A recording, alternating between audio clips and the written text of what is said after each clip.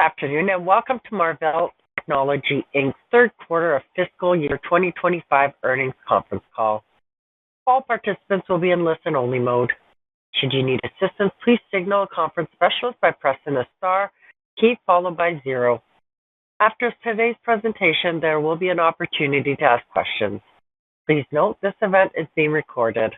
I would now like to turn the conference over to Mr. Ashish Saran, Senior Vice President of Investor Relations. Please go ahead. Thank you and good afternoon, everyone. Welcome to Marvell's third fiscal quarter 2025 earnings call. Joining me today are Matt Murphy, Marvell's Chairman and CEO, and Willem Meintjes, our CFO. Let me remind everyone that certain comments made today include forward-looking statements which are subject to significant risks and uncertainties that could cause our actual results to differ materially from management's current expectations. Please review the cautionary statements and risk factors contained in our earnings press release, which we filed with the SEC today and posted on our website, as well as our most recent 10-K and 10-Q filings. We do not intend to update our forward-looking statements. During our call today, we will refer to certain non-GAAP financial measures. A reconciliation between our GAAP and non-GAAP financial measures is also available in our earnings press release. I am pleased to announce that our next Investor Day will be held in New York City on June 10, 2025. More details will be shared in an upcoming press release. Let me now turn the call over to Matt for his comments on the quarter. Matt? Thanks, Ashish, and good afternoon, everyone. For the third quarter of fiscal 2025, Marvell delivered revenue of $1.516 billion, $66 million above the midpoint of guidance, growing 19% sequentially, with the outperformance driven by strong AI demand and execution. As a result, our non-GAAP earnings per share of 43 cents was also well above the midpoint of guidance, growing by 43% sequentially. This earnings growth rate, which was more than double our top-line growth rate, highlights the substantial operating leverage in our business model. Stronger than forecast ramp in custom silicon was a key contributor to this performance. We believe that continued success in custom silicon will help accelerate our timeline to achieve our long-term target operating margin model.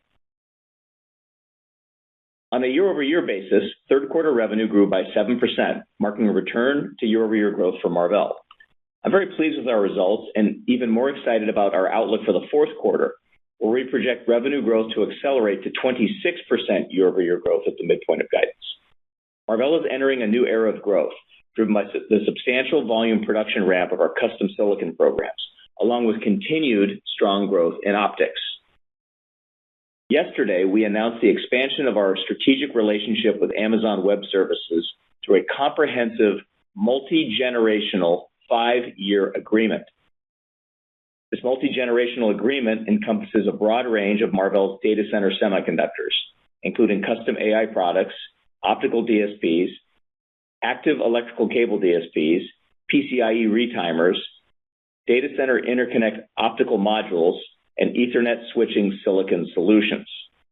Additionally, Marvell will collaborate with AWS for EDA in the cloud, leveraging the advanced and scalable compute capabilities of AWS to accelerate silicon design. This agreement represents a significant step up in the expected volume of business between the two companies in the coming years, and we look forward to working with AWS on custom AI and networking semiconductors that meet the demanding needs of accelerated infrastructure. Let me now discuss our results and expectations for each of our end markets.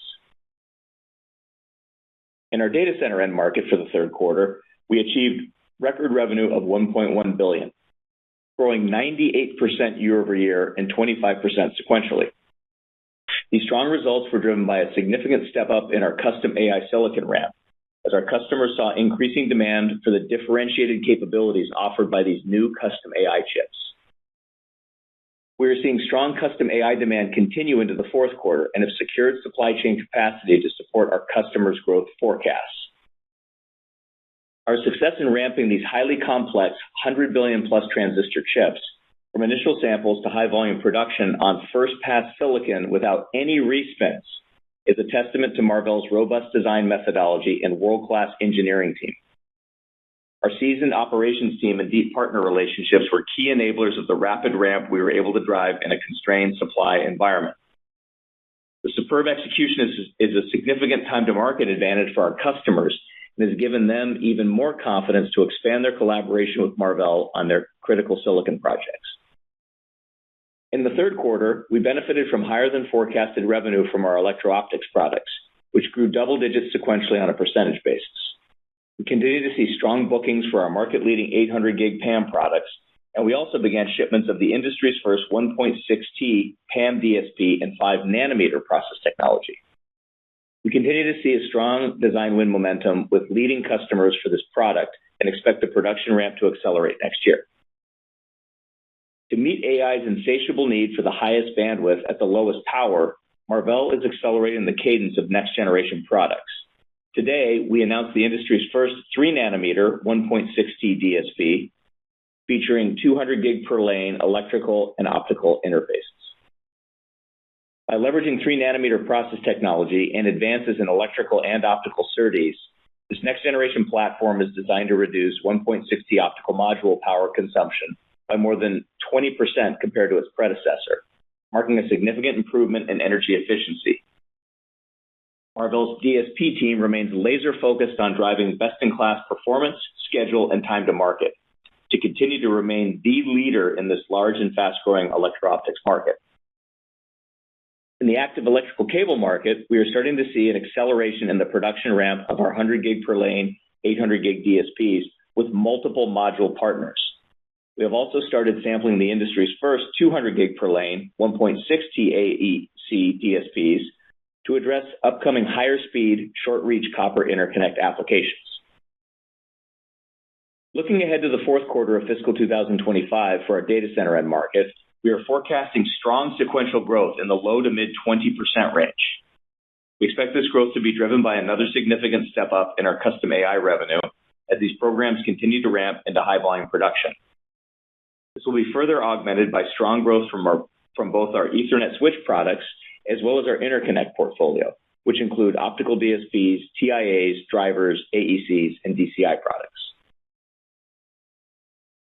Now let me turn to Marvell's enterprise networking and carrier end markets. In the third quarter, enterprise networking revenue was $151 million, while carrier revenue was $85 million. We began to see a recovery in both of these end markets, with revenue collectively growing 4% sequentially. We expect the pace of recovery to accelerate in the fourth quarter, with aggregate revenue from enterprise networking and carrier infrastructure forecasted to grow sequentially in the mid-teens on a percentage basis. We are pleased to see our revenue growth and order momentum continue to improve in these two end markets, although this forecast still anticipates Marvell products shipping below end market consumption. Turning to the consumer end market, revenue in the third quarter was $97 million, growing 9% sequentially. Looking ahead to the fourth quarter, we expect revenue from the consumer end market to decline sequentially in the mid-teens on a percentage basis. This is due to seasonality in gaming demand, which typically weakens in our fourth quarter, bottoms out in our first fiscal quarter, and then begins to rebound in the second quarter. Turning to our automotive and industrial end market, revenue in the third quarter was $83 million, growing 9% sequentially as we started to see a recovery in this end market. Looking ahead to the fourth fiscal quarter, we are projecting revenue from the auto and industrial end market to grow sequentially in the low to mid-single digits on a percentage basis. In summary, the Marvell team delivered excellent results in the third fiscal quarter, achieving 19% sequential top-line growth and delivering both revenue and non-GAAP earnings per share well above the midpoint of guidance. For the fourth quarter, we are forecasting consolidated revenue to again grow 19% sequentially at the midpoint of guidance. AI continues to lead the way, enabling our data center revenue to almost double year over year in the third quarter, and we expect it to continue driving strong growth in the fourth quarter. With 3 quarters of strong AI results under our belt for this fiscal year and an even stronger fourth quarter forecast, we are clearly set to significantly exceed the full year AI revenue target of $1.5 billion outlined earlier this year at our AI event. Over the past several years, Marvell has strategically invested in technology, both organically and through acquisitions, to become a critical enabler of accelerated infrastructure. We have in place a full suite of solutions across data center interconnect, switching, and compute, and the ability to uniquely stitch these together into a unified platform. Marvell's data center end market has grown to account for 73% of our consolidated revenue in the third quarter, driven by AI, and we expect this percentage to increase again in the fourth quarter. Marvell has rapidly transformed into an AI-first data center semiconductor company, and we are completely focused on taking full advantage of our strong position in the AI supercycle. In the third quarter, we made decisions to further solidify and purposefully redirect our investments towards data center relative to our other end markets. These actions resulted in a restructuring charge in the third quarter, which Willem will discuss in his section. The goal of these actions is to increase our R&D intensity towards the data center, our largest and fastest growing opportunity, while continuing to drive significant operating leverage going forward. AI technology is advancing at a tremendous pace, and the opportunity is expanding rapidly. We are continuing to enhance all aspects of our comprehensive technology platform, including electrical and optical SerDes, high-speed energy-efficient 2D and 3D die-to-die interconnects, advanced packaging, and silicon photonics. In addition, we are optimizing interfaces for high-bandwidth memory, SoCs, and compute fabrics. Our 2-nanometer platform is also progressing very well as we continue to lead the industry in cutting-edge process technology. Marvell's 2-nanometer platform includes our broad suite of internally developed best-in-class IP to enhance performance, energy efficiency, density, and design flexibility. We are seeing tremendous interest from customers for next-generation 2-nanometer designs.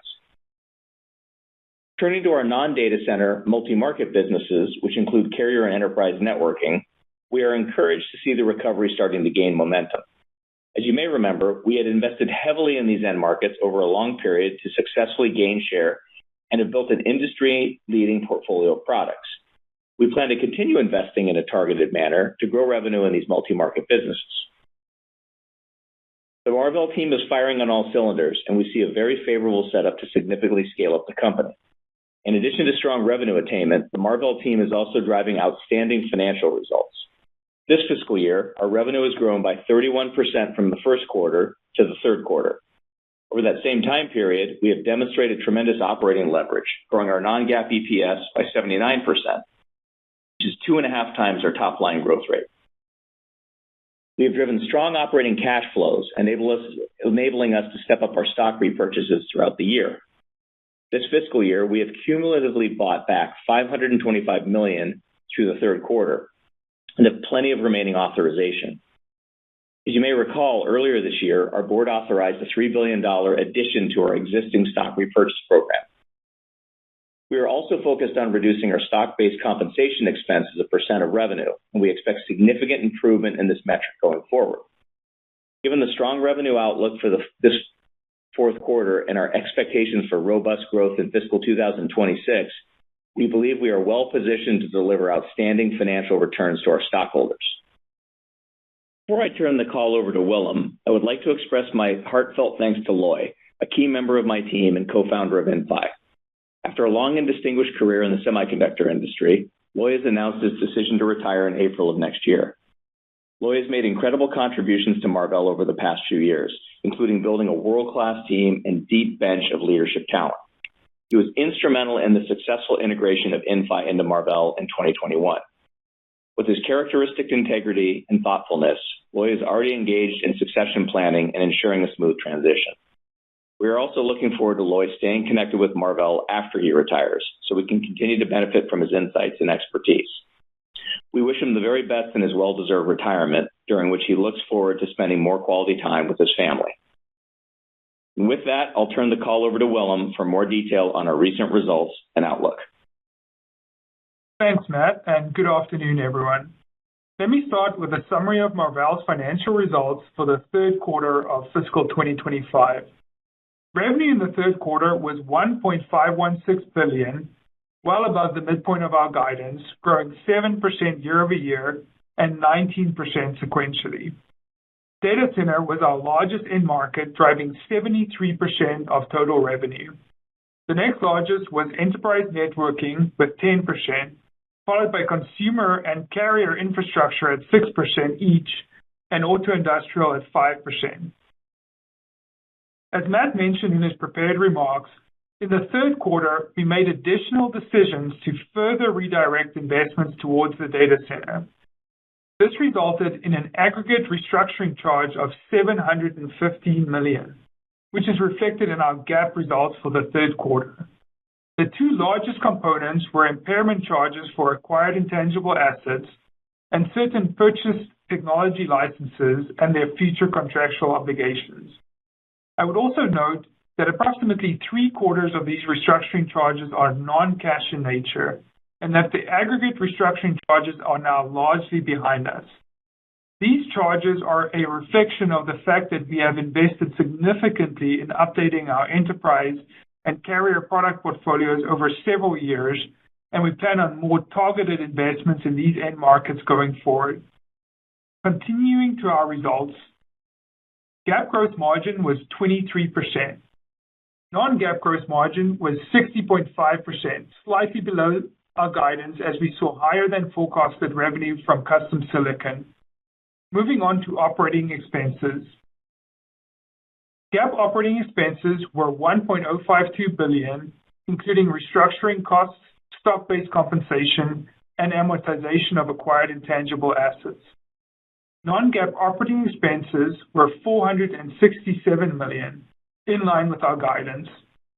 GAAP operating margin was negative 46.4%, while non-GAAP operating margin was 29.7%. For the third quarter, GAAP loss per diluted share was 78 cents. Non-GAAP income per diluted share was 43 cents, 3 cents above the midpoint of guidance. Non-GAAP EPS grew by 43% sequentially, illustrative of the leverage in our business model. Now, turning to our cash flow and balance sheet. Cash flow from operations in the third quarter was $536 million, growing by a substantial $230 million from the prior quarter. Our inventory at the end of the third quarter was $859 million, increasing by $41 million from the prior quarter to support the significant growth we are seeing in our data center end market. We returned $52 million to stockholders through cash dividends.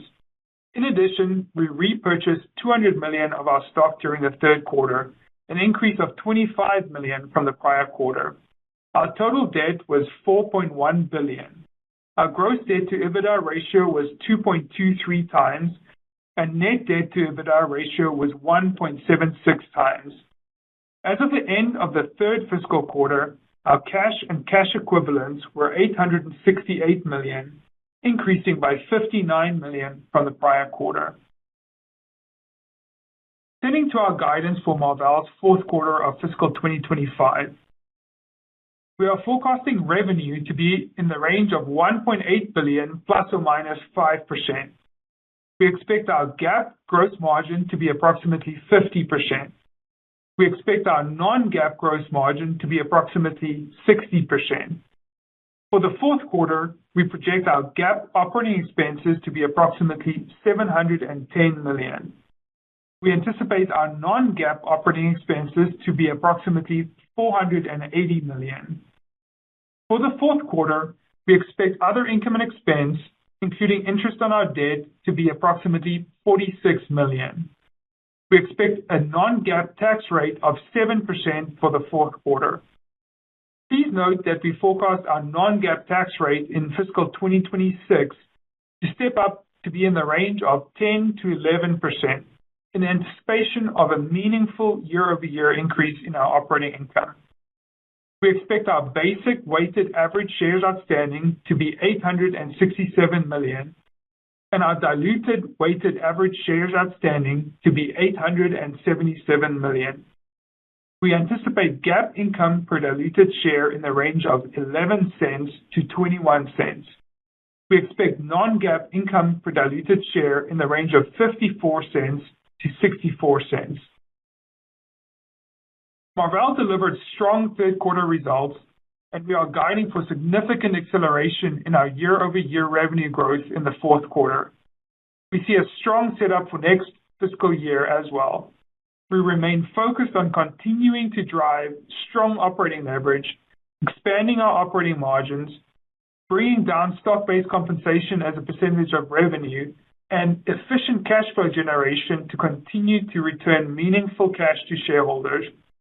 I'm also pleased with our guidance to return to GAAP profitability in the fourth quarter, and we are looking forward to continue to drive improvement in this metric.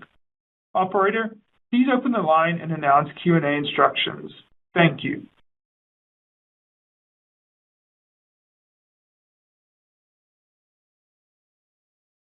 We will now begin the question and answer session. To ask a question, you may press star then one on your touch-tone phone. If you are using a speakerphone, please pick up your handset before pressing the keys. To withdraw your question, please press star then two. In the interest of time, please restrict yourself to one question only. If you have additional questions, please rejoin the queue. At this time, we will pause momentarily to assemble our roster. Your first question comes from Vivek Arya with Bank of America. Your line is now open. Thanks for taking my question. Matt, I was hoping you could help quantify the AI revenues for fiscal 25 overall, and then how we should start thinking about fiscal 26 given the upside in fiscal 25. And when you look at that fiscal 26 funnel, what is that determined by? Is it demand visibility? Is it supply? So just more kind of quantification and color on these metrics would be very helpful. Thank you. Yeah, hey, Vivek, thanks for the question. So just to calibrate everybody, we had our AI day back, several months back in April. We talked about $1.5 billion this year for AI and $2.5 billion for next year. Last quarter we updated that and said we were tracking ahead. And as you can see from our third quarter results and fourth quarter guide, for this year we're tracking significantly ahead now, both for this year and for next year, and this is for this year on the order of hundreds of millions of dollars. So the business has done fantastic. It's actually had stronger than expected results, I think, every quarter this year. And so again, a very strong outlook for next year. And to your question about on the funnel and the what's driving it, it's demand. I mean, on the supply side, we've done a great job of aligning with our partners. We're extremely well positioned to capture the plan we have and upside to that. And the team is all in to drive and support what our customers need next year, which at the moment looks very, very strong, both on the custom AI side, but as well as our optical interconnect portfolio and switching as well on a year-over-year basis. So firing on all cylinders, Vivek. Thanks. Your next question comes from Ross Seymore with Deutsche Bank. Your line is now open. Hi, guys. Thanks for asking the question. I guess first, congratulations to Loy on the retirement. And then, if I may, just a clarification and then the question. I guess the clarification is, Matt, obviously you've been very successful at Marvell, but that seemingly is getting noticed in the press with some other management opportunities.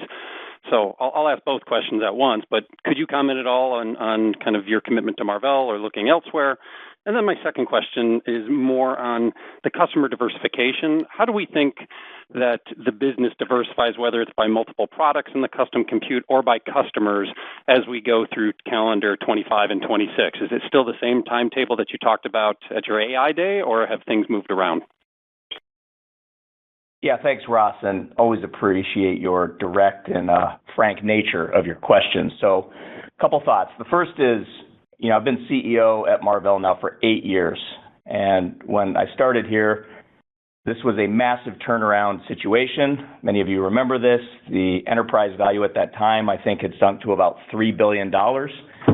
And over the last 8 years, me and my team have worked tirelessly, all out, to transform, drive growth, and position Marvell for what is now the biggest single TAM opportunity I've seen in my career, which is the AI supercycle and data center opportunity. I am all in, on Marvell. We've got the best team at this company of people. The company's outstanding. The technology is best in class. I can't think of a better place to work than Marvell. So just let me be clear on this topic, Ross, for you and everyone that's listening.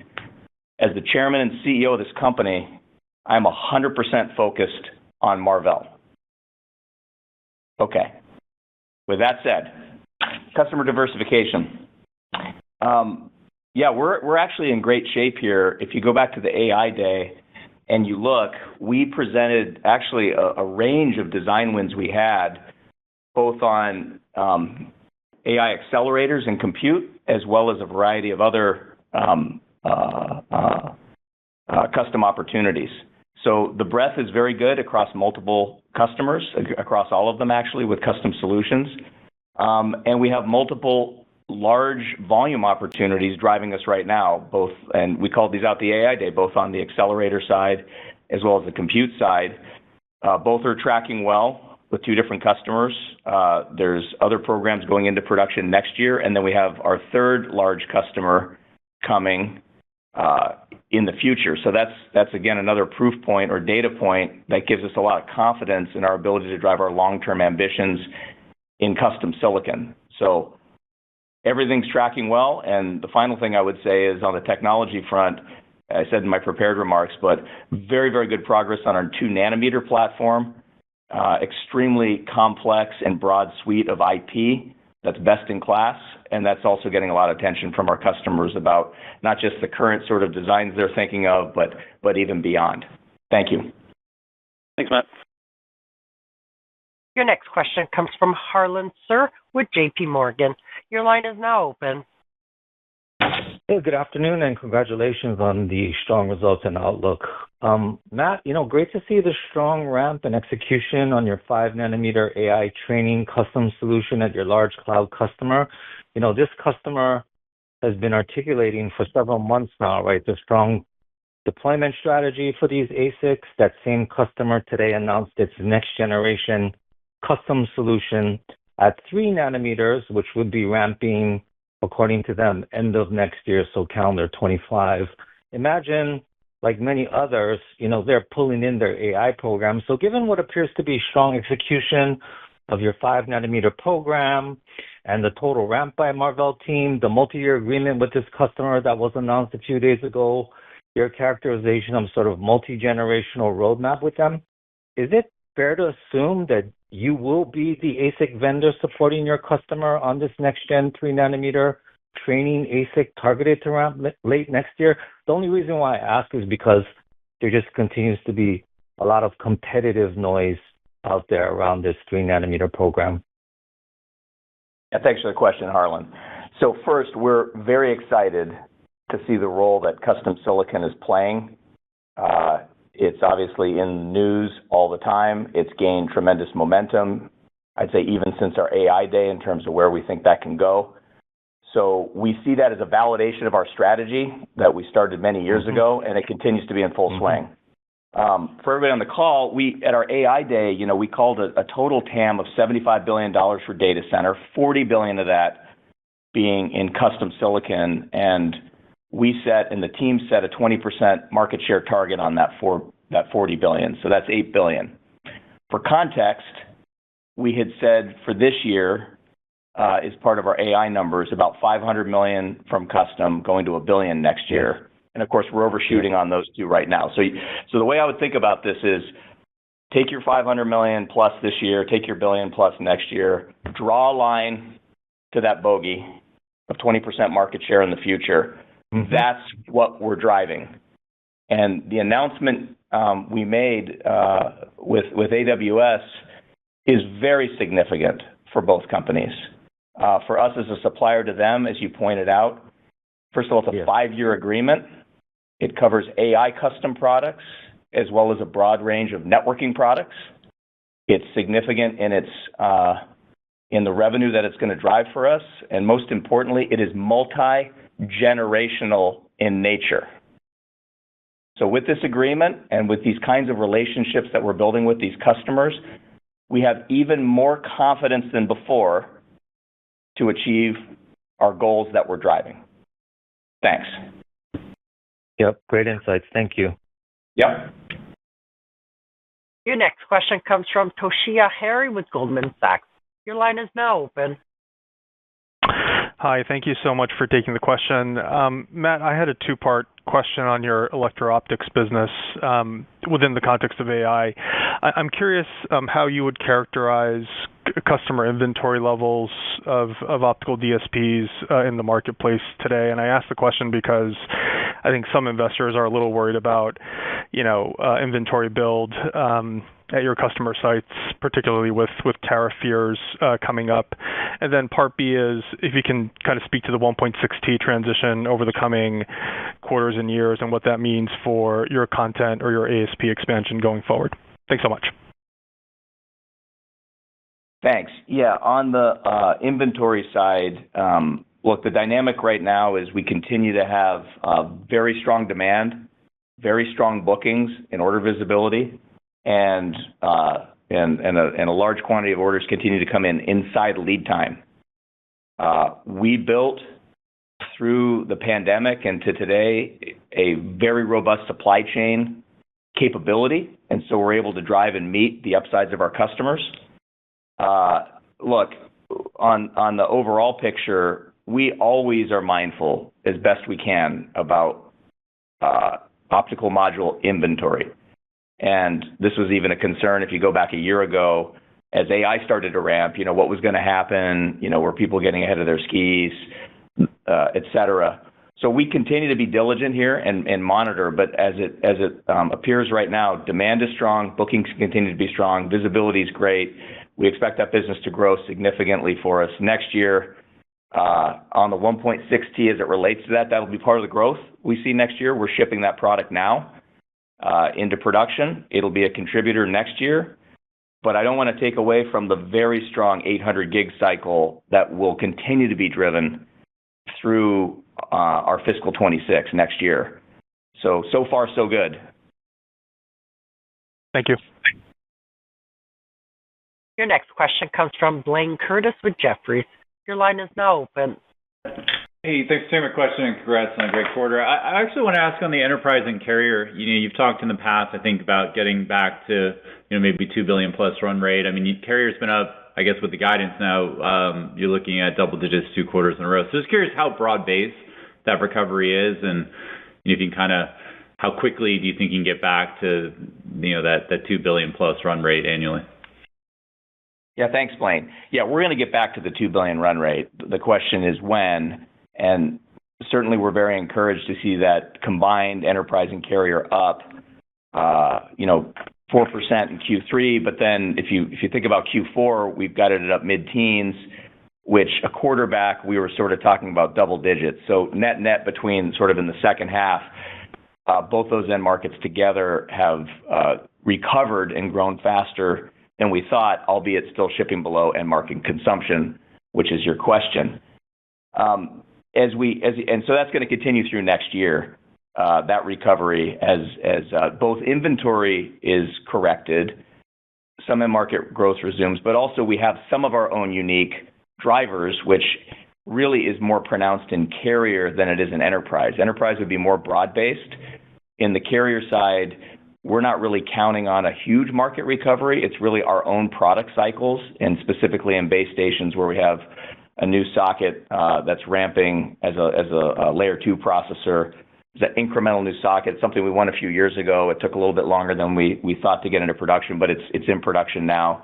So that's going to be a contributor, Blayne. And so between the two, we're just going to keep marching along and keep driving that business up. And really, as it recovers, it's really just a tailwind for us in terms of operating income and profitability and top line. And so we'll see how it goes. We'll keep updating everybody on a quarterly basis there. But so far, so good, especially the plus mid-teens on the Q4 guide. Thanks, Matt. Yep. Your next question comes from Tom O'Malley with Barclays. Your line is now open.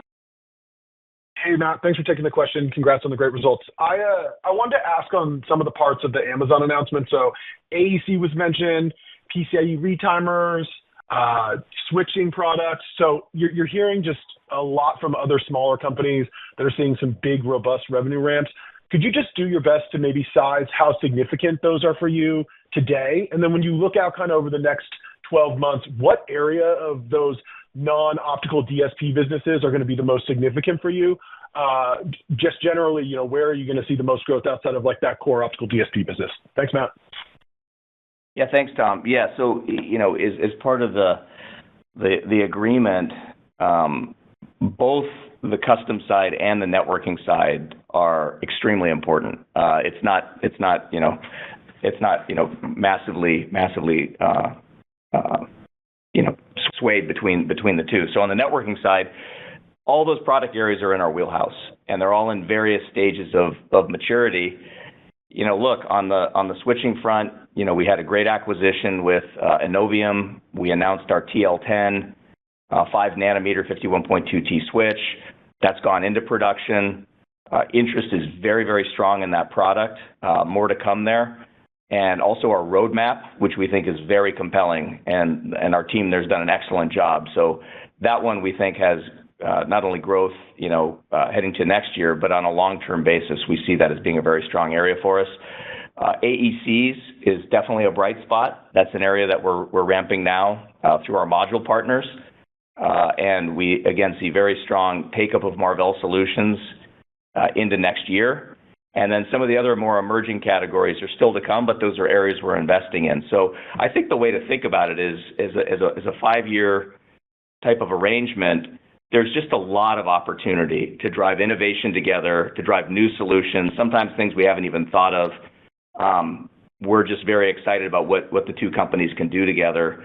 And then with us as a customer of theirs, we've just seen great success in using AWS as our supplier for EDA cloud services, and it's allowed us to complete some very complex designs in very, very short time to market with very good burst capacity and performance. So the whole relationship is really a win-win, and it's really an honor for us to be associated with them.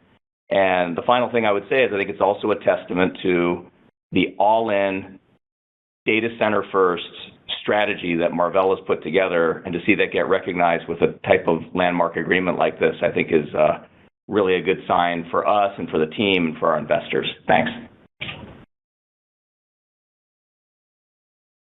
Your next question comes from Mark Lipacis with Evercore. Your line is now open. Hi, thanks for taking my question. I also had a clarification and a question, if I may. I think, Matt, did you suggest $40 billion of custom AI TAM out of $75 billion? So does that suggest you believe custom is about half of the market, roughly speaking? And then the question is, how would you characterize the landscape, the competitive landscape for what you're doing on the custom side? How many companies can do what you guys do on the custom side?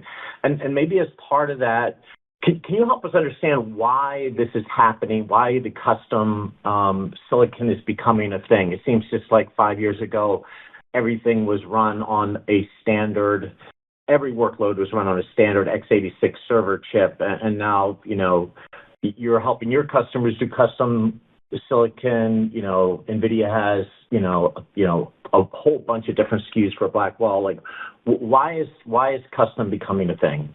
Thank you.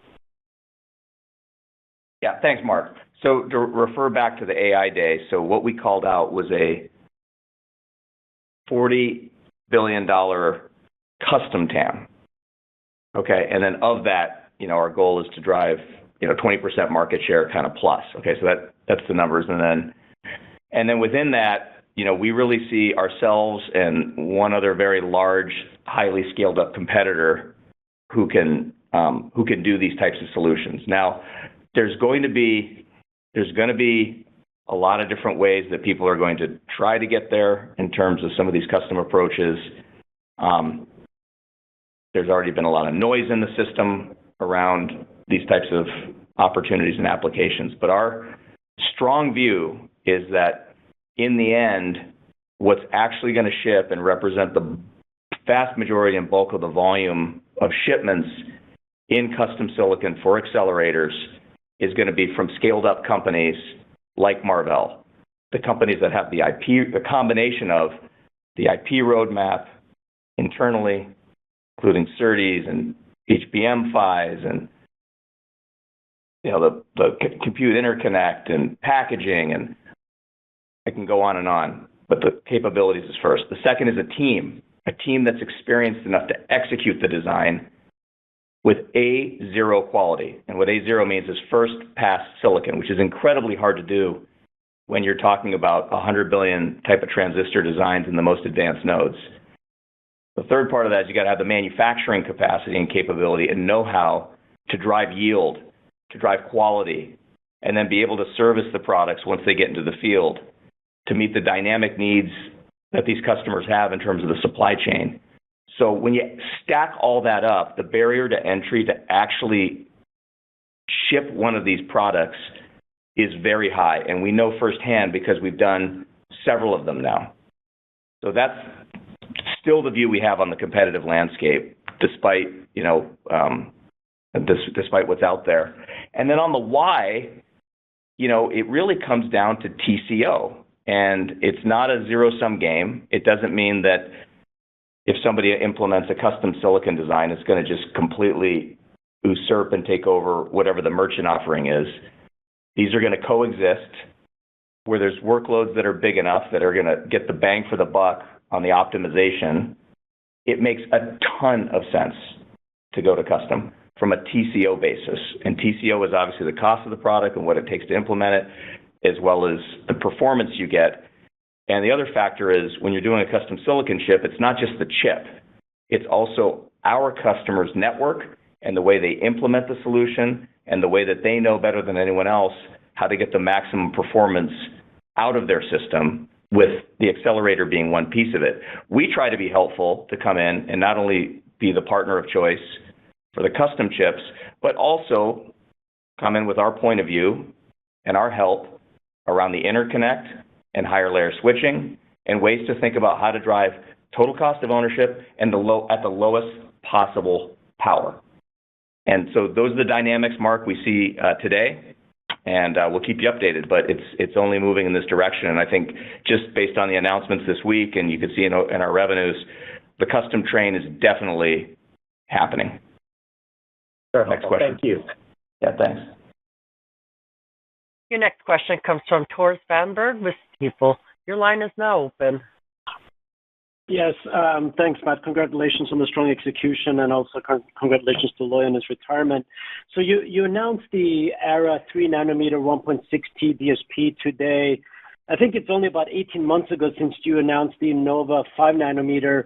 So I was a little bit surprised about the timing there. Am I reading into too much in there, or is there something going on in the marketplace where there's a big push now towards 3nm and lower power? And any more color you can add on the timing of Ara would be great. Yeah, I think what you're seeing is obviously the need for lower power consumption solutions for all the reasons you can see if you look all the way back up to the data center level and the power consumption of the data centers themselves. But the reality is, Tori, we need to move at hyperscale speed. I mean, the beat rate that we think we need to be at to be competitive and to lead the market means we have to be faster and faster on our time to market. And this is absolutely, and I've been doing this for 30 years, okay, in the semiconductor industry. And I can tell you, when you enter an inflection in a growth market, the company with the best and leading technology that's available, you can sample it, it works, is going to win. It's that simple. And so our team, which is the best in the world at what they do, is heads down, focused on driving best possible solutions, the best TCO, the best power, and highest performance in the latest process node. And you're going to see that continue across Marvell, but particularly in this area of DSPs and broadband analog and the chipsets that we sell. We intend to maintain our market share leadership and extend that and be the supplier of choice. It's as simple as that. We're going faster. Perfect. Thank you. Yep. Your next question comes from CJ Muse with Cisco. Your line is now open. Cisco. Jennifer Stroh. Thank you for taking the question. Matt, I had a question on overall custom silicon. I was hoping you could level set us where are we in terms of the total business versus just AI, custom silicon? And is there any way to kind of size the total and the percentage for calendar 25? And I know to an earlier question, you didn't want to give a growth rate for the AI portion, but perhaps you could speak to what kind of growth you foresee in calendar 25 and 26 for the non-AI part of the business. Yeah. Hey, thanks, CJ. And yeah, I'm pretty sure you didn't go to Cisco since I think you just got a new job, which you're doing great at. So congratulations on that. On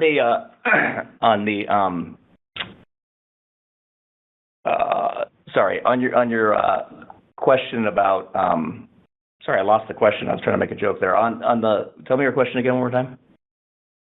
Total custom silicon versus AI. Got it. Yeah. Sorry. Look, for this year, we said this at the AI Day too, custom silicon this year and next year, it's largely driven by AI. It's the vast majority. But the other programs have come in, okay? So they're just, and what really happened is we have a number of programs. They've done well, but the magnitude of the AI and kind of the upside we've seen relative to the others has just been higher. So vast majority is AI for this year, vast majority is AI for next year. But I wouldn't, and we said at the AI Day, I wouldn't sort of write off the other design wins we have because some of those, like we showed off a custom NIC with Meta as an example. That was, I think, a really good showcase we did at OCP. Those types of solutions are also going to come into the market and help drive our growth. And then on the non-AI, AI, kind of custom, non-custom for this year and next year, I'm not really breaking that out. I just say that by default, the growth rate is going to be higher on the custom side because it's a lower base and it's been ramping kind of in the second half, whereas electro-optics and switching in those other areas has already been in the revenue line. But both are going to grow, quite a bit next year and drive the top line. Thank you. Your next question comes from Chris Caso with Wolfe Research. Your line is now open. Yes, thank you. Good evening. The question is on margins, and if you could help to level set us on the expectation for gross margins as we go into next year as that custom business ramps. And then I guess just as importantly on operating leverage as you go to next year, and I guess what you said in the past is that the custom business is very good on the operating margin side. How does that flow through the numbers as we go into next year? Yeah, great. I'll let Willem take that one. Willem, go ahead.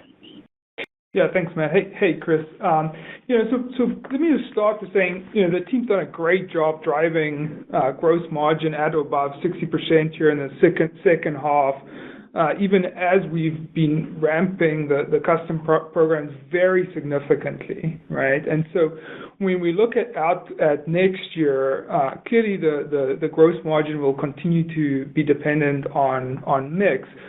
But we continue to see very strong optics growth next year, the recovery in our non-data center businesses, the leverage that we're getting from better overhead absorption on higher revenue on the manufacturing side. And so when you add all that together, we do see a path to continue to be about 60% through next year. Now, obviously, if custom upsides even significantly more from what we're seeing today, that answer would be different.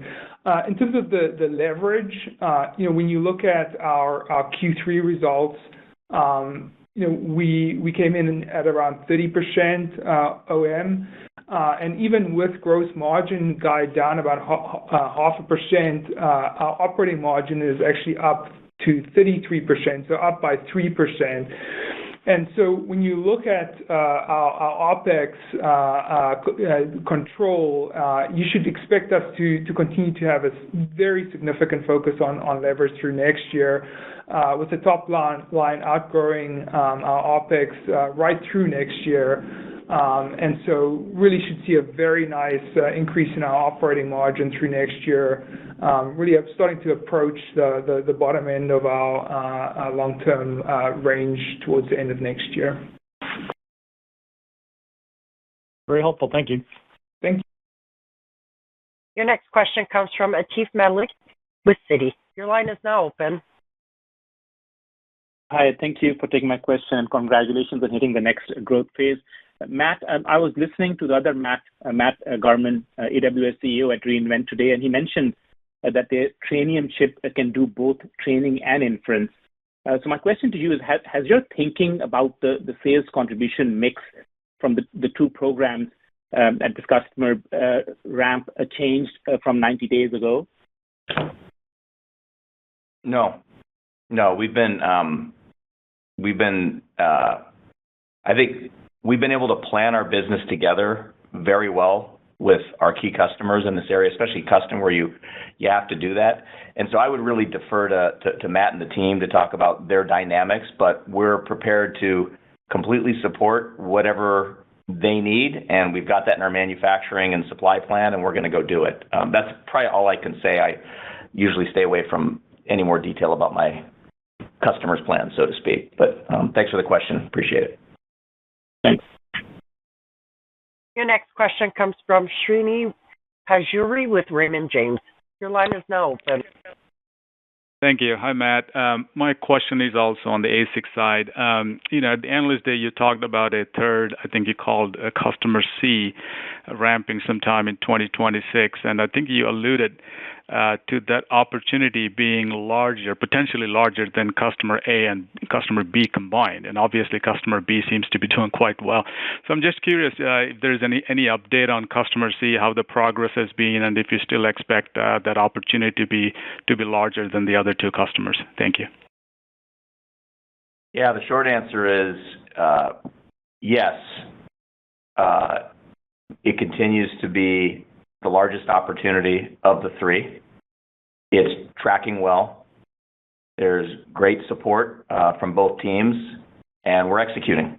And unchanged from AI Day, other than I'd say just the whole, in general, custom silicon opportunity set just seems to have continued to gain momentum as each quarter goes on. And so we're very optimistic about what we can go achieve with that customer and also our other two customers we have, and then their next generation concepts. A lot to go do and go execute on, Srini. Thanks. Thanks, Matt. There are no further questions at this time. I will now turn the call over to Matt Murphy, CEO, for closing remarks. Great. Thank you so much. And look, everybody, really appreciate all the thoughtful questions. Closing remarks. So, as we finish the year here, we're very optimistic about our fiscal 26. As we talked about, we have a full year ramp of custom happening. You've got optics continuing to have a lot of momentum, our switching business growing, and then new areas like AECs are kind of just going into real volume production for the first time. We're also seeing a very strong recovery even in our fourth quarter and our multi-market, kind of core base business. That's very encouraging in terms of profitability and top line and EPS contributions. We have a very targeted investment plan, and we're 100% focused on this AI supercycle opportunity and then the capital allocation framework to support it. I'm excited to have the Investor Day mid-next year to update all of you comprehensively with our updated long-term model, given the sort of new era that we're entering into. As I said in the Q&A, me and the team are all in to drive outstanding service and support for our customers and also extremely strong financial returns for our stockholders. So I want to wish everybody on the call and who's listening a very happy holidays, and I look forward to seeing you all in the new year. Thanks, everybody. Take care. Thank you for attending today's presentation. You may now disconnect.